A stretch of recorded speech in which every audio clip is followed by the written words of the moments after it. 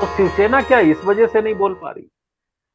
नहीं, ये नहीं वजह, वो नहीं है कि जी। शिवसेना सत्ता में है। यहाँ पर अगर मान लिया स्ट्रीट पर वो अगर उतरती है, तो उसका मतलब केंद्र सरकार के खिलाफ तो नहीं रहेगा ना आंदोलन।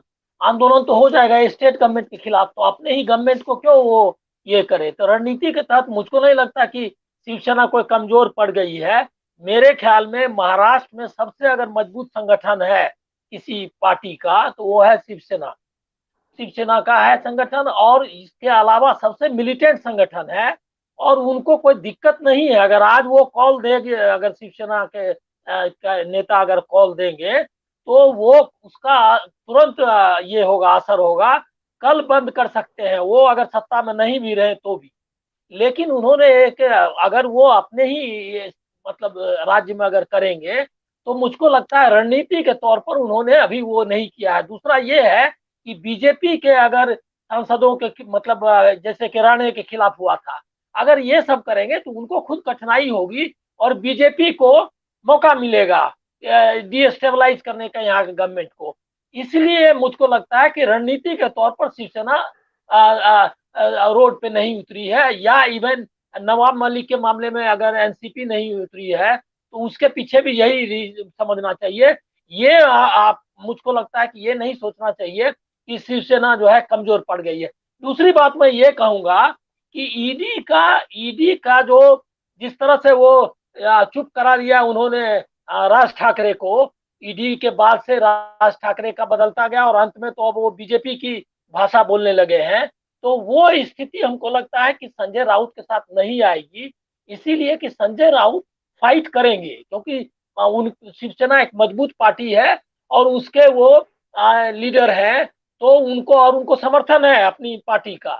तो इसीलिए वो, अगर बीजेपी अगर इस मुगालते में है, तो वो गलत है। मेरे मतलब मेरी जहां तक राजनीतिक दृष्टि जाती है, उससे लगता है कि कन्फ्रंटेशन के लिए संजय राउत तैयार है। लेकिन अब दूसरी बात ये ले लीजिए कि जितना पैसा मतलब 11-12 करोड़ या ये का, इसके मामले को लेकर के आप देखिए गुजरात में 23,000 करोड़ का मामला है। वो जो एबीजी सीपीआर कंपनी का, तो कुछ नहीं कुछ कोई ऋषि अग्रवाल को न किसी का किसी संपत्ति जब्त करने की बात मैं सुन रहा हूँ, और न कोई जो है कोई ऐसी कार्रवाई, बल्कि उसको डिले किया सीबीआई ने। 2019 में ही वो ये आ गया था मामला सामने। अभी हाल में उसके बारे में ये मतलब लॉन्च हुआ मुकदमा। तो आप ये अंतर तो देख ही लीजिए। तो आपने देख ही लिया कि लखनऊ में पोस्टेड है जो ईडी का ऑफिसर, वो चुनाव लड़ करके चला गया, जीत करके आ गया। तो इससे जो एक तो है कि केंद्र सरकार की एजेंसियों की ऐसी दुर्गति कर दी है बीजेपी से गवर्नमेंट ने, कि मुझको लग रहा है क्या कि मतलब छोटे से गेन के लिए, सत्ता के लिए, वो एक परमानेंट नुकसान जो है भारतीय लोकतंत्र को पहुंचा रही है बीजेपी सरकार। और ये बहुत ही खतरनाक है। और इससे क्या है कि आपको क्या लग रहा है कि संजय राउत के खिलाफ जो कार्रवाई हुई है, मैं कह रहा हूं कि नवाब मलिक के खिलाफ कार्रवाई में दूसरा एक कम्युनल एंगल भी है। लेकिन यहाँ तो सीधे रीजनल एंगल आने वाला है, और महाराष्ट्र जी। वर्सेस जो केंद्र का मामला है वही होगा। तो आप इस तरह से आप क्या कर रहे हैं कि एक जो फेडरलिज्म है उसको तो नुकसान पहुंचा ही रहे हैं, आप विखंडन की ओर ले जा रहे हैं। इस तरह से अगर राज्यों के खिलाफ अगर आप करेंगे, जो बंगाल में दिखाई दिया कि बंगाल में जो ममता के खिलाफ इन्होंने किया, उसके असर में जो है बीजेपी के खिलाफ उस तरह से वोटिंग हुई। तो आप एक तरह से एक रीजनलिज्म को आप मौका दे रहे हैं और ताकतवर बना रहे हैं।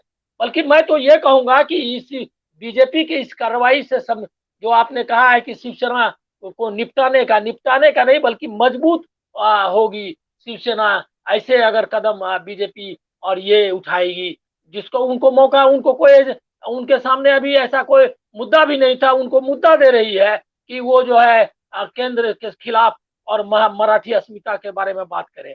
तो ये आप एक जी। मतलब परमानेंट नुकसान पहुंचा रहे हैं लोकतंत्र को, फेडरलिज्म को, और भारतीय राजनीति को।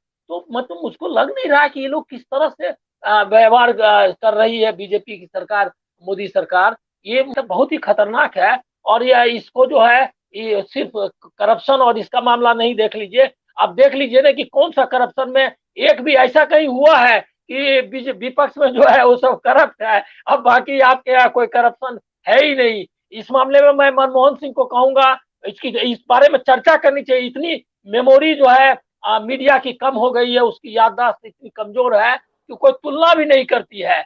अपने ही मंत्रियों को उन्होंने जेल भेजा, वो उसके खिलाफ कार्रवाई की, सारे मतलब कितने काम मनमोहन सिंह सरकार के समय में हुए, और जी उन्होंने बातचीत भी की। अगर मान लिया कि अन्ना आंदोलन हुआ तो उन्होंने जो आरोप लगाए थे उस बारे में बातचीत की, उसके बारे में तहकीकात करने की कोशिश की। तो अब फर्क जो है इसको लाना चाहिए।